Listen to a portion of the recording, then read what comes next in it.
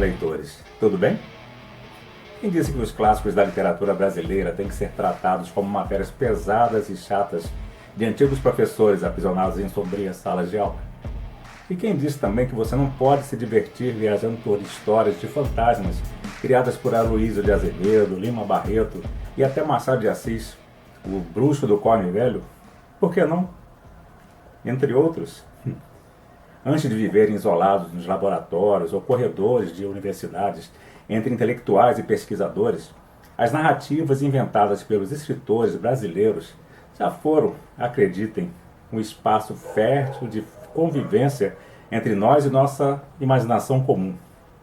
Prepare-se, pois, para mergulhar em assombrações, cemitérios, mistérios, olhares e demônios tão universais quanto mais são brasileiríssimos.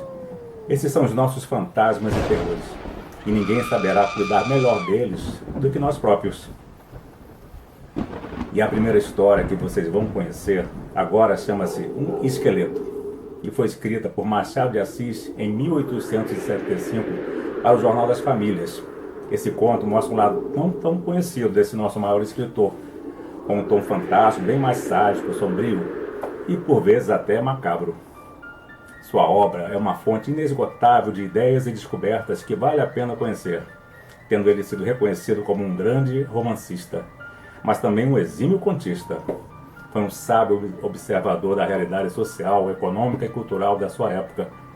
Segundo alguns estudiosos, com relação à literatura fantástica, há um fino limite entre o fantástico, o estranho e o maravilhoso. E Machado de Assis passeou também por esses gêneros com maestria. É bom lembrar que os contos que eu apresentarei aqui foram adaptados por mim para ganhar agilidade nessa série de literatura online especial para vocês, e foram escritos no final do século XIX e início do século XX. Portanto, não podemos fazer comparações com o que é produzido atualmente. Mas o que hoje pode parecer inocente, há um século causava pânico e ainda podia incomodar nos dias atuais. Vocês verão.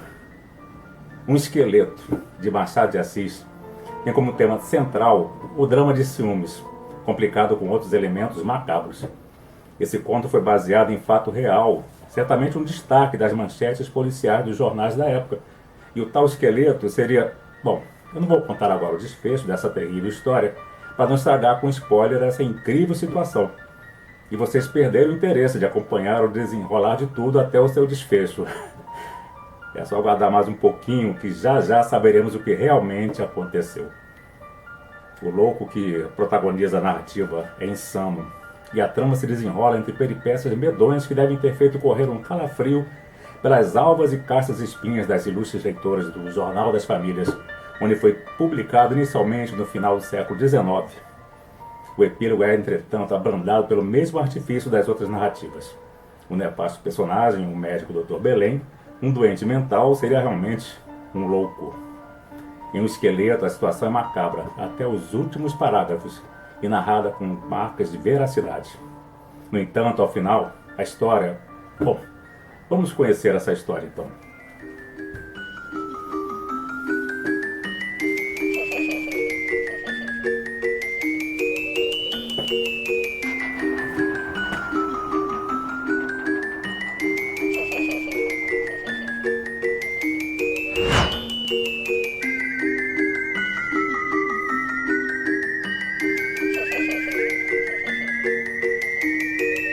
Eram 10 ou 12 rapazes.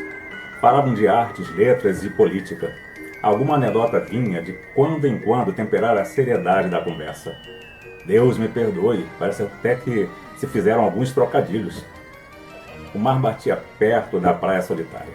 Estilo de meditação em prosa, mas nenhum dos 12 convivas fazia caso do mar. Da noite também não, que era feia e ameaçava chuva. É provável que se a chuva caísse, ninguém desse por ela. Tão entretidos estavam todos em discutir os diferentes sistemas políticos, os méritos de um artista ou de um escritor, ou simplesmente em rir de uma pilhéria, intercalada a tempo.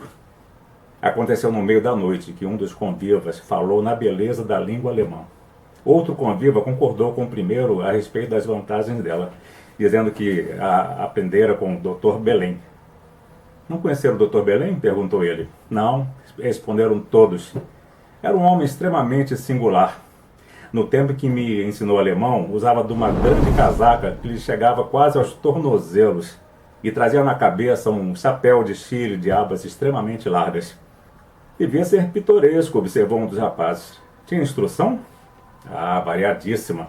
Compuseram um romance e um livro de teologia e descobriram um planeta. Mas esse homem? Isso, esse homem vivia em Minas. Veio à corte para imprimir os 2 livros, mas não achou editor e preferiu rasgar os manuscritos.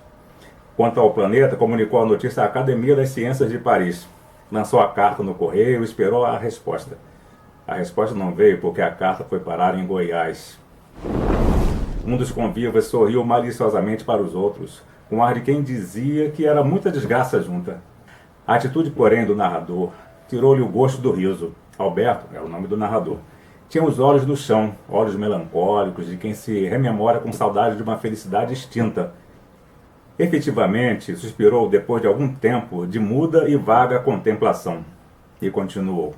Desculpem-me este silêncio, não me posso lembrar daquele homem sem que uma lágrima teime em rebentar-me dos olhos. Era um excêntrico, talvez não fosse. Não era de certo um homem completamente bom, mas era meu amigo. Não direi o único, mas o maior que jamais tive na minha vida. Como era natural, que essas palavras de Alberto alteraram a disposição de espírito do auditório. O narrador ainda esteve silencioso alguns minutos. De repente sacudiu a cabeça como se expelisse lembranças importunas do passado e disse: para lhes mostrar a excentricidade do Dr. Belém, basta contar-lhes a história do esqueleto. A palavra esqueleto aguçou a curiosidade dos convivas. Um romancista aplicou o ouvido para não perder nada da narração. Todos esperaram ansiosamente o esqueleto do Dr. Belém. Batia justamente meia-noite. A noite, como disse, era escura. O mar batia funebremente na praia, num clima fantástico. Estava-se em pleno Hoffmann. Alberto começou a narração. O Dr. Belém era um homem alto e magro. Tinha os cabelos grisalhos e caídos sobre os ombros. Em repouso era reto como uma espingarda. Quando andava, curvava-se um pouco, conquanto seu olhar fosse muitas vezes meigo e bom. Tinha lampejos sinistros, e às vezes, quando ele meditava, ficava com olhos como de defunto.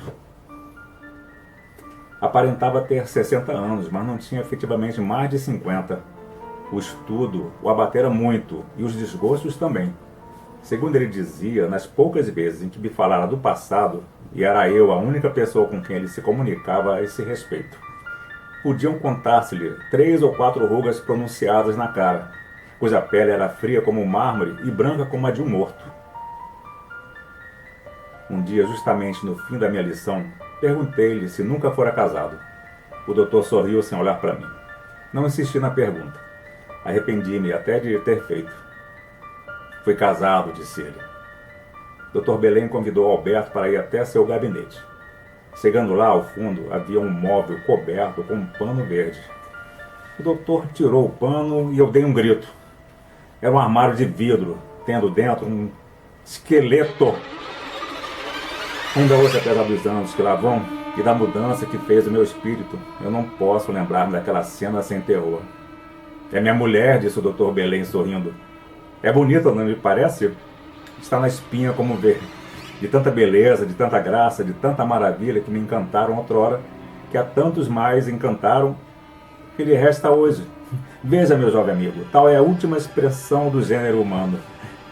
Dizendo isso, o Dr. Belém cobriu o armário com um pano e saímos do gabinete. E não sabia o que havia de dizer.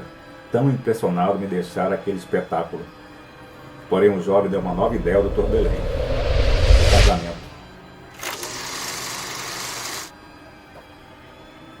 Dr. Belém escolheu a jovem viúva, Dona Marcelina, para ser sua nova esposa. Embora tivesse apenas 26 anos de idade e fosse cortejada pelo tenente Soares, Dr. Belém, durante 3 meses, insistiu no pedido de casamento. Dona Marcelina sempre negou. 3 meses, Dona Marcelina aceita o pedido de casamento do Dr. Belém. Todos estranharam tal união. Não era por dinheiro, tampouco por amor, pensavam os convivas. Dr. Belém vestia-se de forma estranha e, devido à sua aparência física, era chamado de defunto ou lobisomem. No entanto, o casamento aconteceu e Dr. Belém transformou-se. Passou a vestir-se conforme o gosto da esposa e sua casa encheu-se de alegria. Alberto era o único a frequentar a casa. Assim convivia com a alegria daquela morada. Um dia, não podendo ficar para almoçar na casa do casal, pediu para ficar algum tempo no gabinete para terminar a leitura de um romance.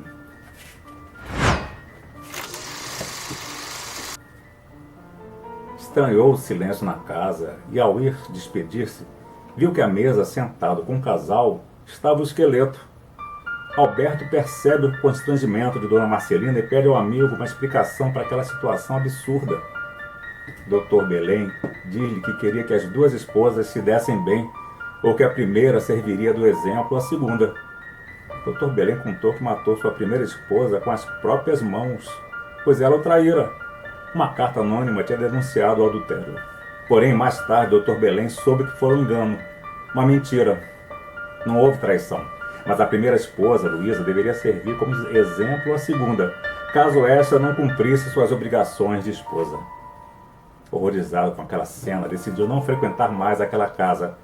Entretanto, um dia Dr. Belém cobra-lhe a visita e diz-lhe que o amigo deveria fazer-se presente na casa do casal. Alberto decide ir, pois ele era a única pessoa normal com quem Dona Marcelina tinha contato. Não atendeu aos chamados do amigo, mas em 15 dias recebeu um bilhete de Dona Marcelina, que dizia que ele era a única pessoa normal com quem tinha contato. Apiedou-se da jovem senhora e lá foi. Surpreendeu-se com um anúncio impedido. Dr. Belém diz-lhe que fará uma viagem ao interior e pede-lhe para fazer companhia à sua esposa. Temeroso, Alberto diz não ao pedido. Mas não havia outra pessoa. Sim, Alberto faz a irmã e o cunhado hospedarem a esposa do Dr. Belém. Passados alguns dias, Dr. Belém manda-lhes uma carta pedindo que Alberto levasse a seu encontro Dona Marcelina. Mais uma vez, Alberto convence a irmã e o cunhado a viajarem ao encontro do Dr. Belém. Era indispensável que levassem com eles o esqueleto. Ao completar a viagem, a esposa e o esqueleto são entregues ao Dr. Belém. Ao despedirem-se, a fim de voltar à cidade, o Dr. Belém persuade a todos a esperarem por ele. No outro dia, pela manhã, Dr. Belém convida a sua esposa e o amigo Alberto para um passeio na floresta. Alberto seguiu o casal que caminhava em silêncio. Quando chegaram a uma clareira, lá estava sentado o esqueleto. Eu dei um grito: um esqueleto! Um esqueleto! Exclamou Dona Marcelina. Descansem, disse o doutor. É o de minha primeira mulher. Mas trouxe esta madrugada para aqui. Nenhum de nós compreendia nada. O doutor sentou-se numa pedra. Alberto, disse ele. E tu, Marcelina? Outro crime devia ser cometido nessa ocasião. Mas tanto te amo, Alberto. Tanto te amei, Marcelina, que eu prefiro deixar de cumprir a minha promessa. Ia interrompê-lo, mas ele não me deu ocasião. Vocês amam-se, disse ele. Marcelina deu um grito. Eu ia protestar. Amam-se, que eu sei, continuou friamente o doutor. Não importa, é natural. Quem amaria um velho estúrdio como eu? A ciência, amem-se. Eu só fui amado uma vez. Foi por esta. Dizendo isso, abraçou-se ao esqueleto. Doutor, pensa no que está dizendo. Já pensei. Mas essa senhora é inocente, não vê aquelas lágrimas? Eu conheço essas lágrimas. Lágrimas não são argumentos. Amam-se, que eu sei. Eu desejo que sejam felizes, porque eu fui e sou teu amigo, Alberto. Não merecia certamente isso. Oh, meu amigo, interrompi eu. Veja bem o que está dizendo. Já uma vez foi levado a cometer um crime por suspeitas e depois soube serem infundadas. Ainda hoje padece o remorso do que então fez. Reflita. Veja bem se eu posso tolerar semelhante calúnia. Ele encolheu os ombros, meteu a mão no bolso e tirou um papel. E deu-me a ler. Era uma carta anônima, soube depois que fora escrita pelo Soares. Isso é indigno, clamei. Talvez, murmurou ele. E depois de um silêncio, em todo caso, minha resolução está assentada, disse o doutor. Quero fazê-los felizes, e só tenho um meio. É deixá-los. Vou com a mulher que sempre me amou. Adeus. O doutor abraçou o esqueleto e afastou-se de nós. Corri atrás dele, gritei. Tudo foi inútil.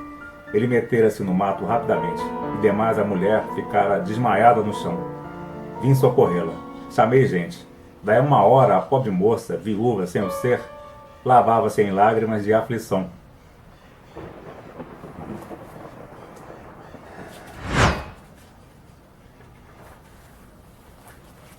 Caros leitores, Alberto acabara a história. Mas é um doido esse seu Dr. Belém, exclamou um dos convivas, rompendo o silêncio de terror em que ficara o auditório. Ele doido? Disse Alberto. Um doido seria efetivamente se porventura esse homem tivesse existido. Mas o Dr. Belém não existiu nunca. Eu quis apenas fazer apetite para tomar chá. Mandem vir o chá. É inútil dizer o efeito. Bom, e a gente fica por aqui. Se você gostou do conto, indique para seus amigos ou se quiser ler o completo, ele está disponível juntamente com outros no site dominiopublico.gov.br. Vale a pena dar uma pesquisada e fazer essa aterrorizante leitura. E de graça. Até o próximo conto.